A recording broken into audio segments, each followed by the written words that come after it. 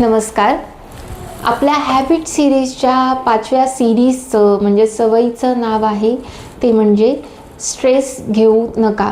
Of course मला माहीत आहे की ही खूप अवघड सवय आहे लावून घेणं, पण तरीसुद्धा याचे तोटे जर तुम्ही ऐकले तर मात्र तुम्हाला लक्षात येईल की आपण काय केलं पाहिजे. तर यामध्ये हा व्हिडिओसुद्धा 3 टप्प्यांमध्येच होणार आहे. ते म्हणजे स्ट्रेसच्या मागे सिरियसनेस काय आहे, त्याचे तोटे कोणते आहेत आणि स्ट्रेस येऊ नये किंवा आला तर काय करावं, त्याचे उपाय कोणकोणते आहेत या गोष्टी आपण बघणार आहोत. हा व्हिडिओ खूप मोठा असू शकतो, पण तरीसुद्धा याचे उपाय खूप महत्त्वाचे आहेत. तर तुम्ही हा व्हिडिओ शेवटपर्यंत नक्की बघा. तर स्ट्रेस घेतल्याने काय होतं, मेन म्हणजे आज कुणाकुणाला स्ट्रेस नाही, अगदी लहान मुलांपासून ते मोठ्यांपर्यंत आपण वेगवेगळ्या गोष्टींचा, छोट्या मोठ्या गोष्टींचा सुद्धा स्ट्रेस घेत असतो.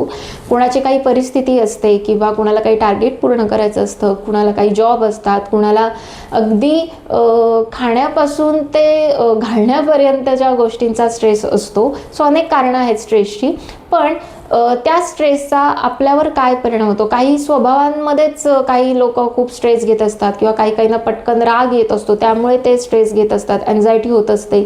सो अशा वेळी काय होतं तर आपण त्याचा सिरियसनेस बघूयात. तर स्ट्रेस घेतल्याने काय होतं, 2 गोष्टी होतात. खूप जर तुम्हाला अचानक राग आला काही घडल्यामुळे, काही परिस्थितींमुळे, तर ॲड्रिनलिन ही गोष्ट सिक्रेट होत असते बॉडीमध्ये. आणि जर तुम्ही सतत खूप काळासाठी स्ट्रेस घेत असाल, छोटा छोटा अगदी थोड्या प्रमाणात, पण खूप त्याची असं म्हणते मी इम्पॅक्ट त्याचा खूप असेल, तर कॉर्टिसॉल हे सतत आपल्या बॉडीमध्ये स्त्रवत असतं.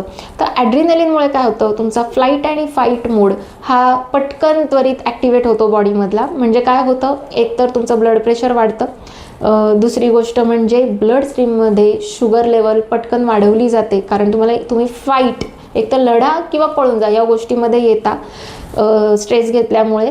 तिसरी गोष्ट ते म्हणजे तुमचं ब्रीदिंग वाढतं, ब्रीदिंग रेट वाढतो. त्याच्यानंतर हार्ट रेट तर वाढलेलाच असतो BP वाढल्यामुळे. आणि कधी घाम जास्त येतो तुम्हाला, कधी काही इतकं स्ट्रेस वाढलेला असतो, इतका त्याचा इम्पॅक्ट जाणवतो की प्युपिल, आपले बुबुळंसुद्धा प्युपिल डायलेट होतात. सो हे घडतं ॲड्रिनलिनमुळे. कॉर्टिसॉलमुळे काय होतं, कॉर्टिसॉलमुळे आपण फ्लाईट आणि फाईट मोडमध्ये जात नाही, पण त्याचे परिणाम हे भयंकर दिसतात की जे आज हे सगळे लाईफस्टाईल डिसऑर्डर झालेले आहेत. थोडक्यात थायरॉईड फंक्शन डिस्टर्ब होणं, वेट गेन होणं तुमचं भरपूर किंवा वेट खूप कमी होणं, अशाही गोष्टी वाटतात. इन्फ्लेमेशन वाढणं, त्याच्यानंतर बॉडीमध्ये भरपूर पेन होतं, कारण हे कॉर्टिसॉल ठिकठिकाणी आपल्या मसलमध्ये साठलेलं असतं. सगळे रिपोर्ट नॉर्मल असतात, पण तुम्हाला कळतच नाही अरे का दुखतंय. त्याच्यानंतर रक्ताचे विकार होणं, त्वचेचे विकार होणं, या सगळ्या गोष्टी या कॉर्टिसॉलमुळे होत असतात. आणि आयुर्वेद काय सांगतं या चिंता किंवा स्ट्रेस बाबतीत, रसवाहिनी दुष्यंती चिंतानात अतिचिंत. चिंतनात. तर चिंता हे रसवह स्रोतस, शरीरात अनेक स्रोतस असतात, पण त्यातलं हे मेन स्रोतस असं आहे की त्यामुळे सगळे चिंता या गोष्टीमुळे, मेन कारणामुळे ते दुष्ट होतं आणि त्याच्यामुळे पुढचे सगळे लाईफस्टाईल आपले डिसऑर्डर हे होत असतात. तर आता याच्यावर उपाय काय, तसे उपाय खूप मोठे आहेत. ते म्हणजे कॉमन उपाय आहेत की जे सगळेजण करू शकतात आत्तासुद्धा. आणि दुसरी गोष्ट म्हणजे स्पेशल उपाय. तर कॉमन उपाय काय आहेत, पहिली गोष्ट म्हणजे श्वासावर लक्ष केंद्रित करणं. आपण जेव्हा स्ट्रेसमध्ये असतो, तुम्ही ऑब्झर्व करा की तुमची ब्रीदिंग रेट वाढलेला असतो. सो जेव्हा अशी काही स्ट्रेसफुल घटना घडते तेव्हा श्वासावर लक्ष केंद्रित करणं आणि मोठे श्वास घेणं हा खूप महत्त्वाचा उपाय ठरतो, दोन्ही याच्यामध्ये, क्रॉनिकमध्ये, ॲक्यूटमध्ये. दुसरी गोष्ट, त्यामुळे काय होतं, बॉडी शांत होते. दुसरी गोष्ट म्हणजे संवाद साधणं. तुम्हाला कुठल्याही गोष्टीचा स्ट्रेस आला असेल तर तुम्ही कुणाशी तरी संवाद साधा. एकतर जी व्यक्ती तुम्हाला काही बोलली आहे, काही परिस्थिती आली आहे, तिच्याशी बोला. त्याने गोष्टी सुटत नसेल, अडकत असेल तर तुमच्या कुठल्या तरी जवळच्या व्यक्तीशी बोला. संवाद साधणं हे महत्त्वाचं आहे. तिसरी गोष्ट, संवादसुद्धा पॉसिबल नसेल तर सरेंडर करा. देवावर विश्वास ठेवा किंवा देवाला मानत नसाल तर कुठल्याही नॅचरल पॉवरवर तुम्ही विश्वास ठेवू शकता. ॲक्सेप्ट करा जे चाललं आहे. ॲक्सेप्टन्स केला ना की बॉडीला एक छान ताकद मिळते आणि स्ट्रेस कमी होतो. सो चौथी महत्त्वाची गोष्ट आहे ते म्हणजे माइंडफुलनेस प्रॅक्टिस करणं. सजगतेचा सराव असं आपण त्याला म्हणू शकतो. सजगता म्हणजे आत्ता जे काय चाललं आहे तिथे लक्ष केंद्रित करणं. मग आत्ता मी डोळ्यांनी काहीतरी बघते आहे त्याच्यावर लक्ष केंद्रित करा, किंवा स्पर्श म्हणजे 5 जे गोष्टी सांगितलेल्या आहेत, स्पर्श, रूप, रस, गंध, ह्या ज्या गोष्टी सांगितलेल्या तिथे लक्ष केंद्रित करायचं.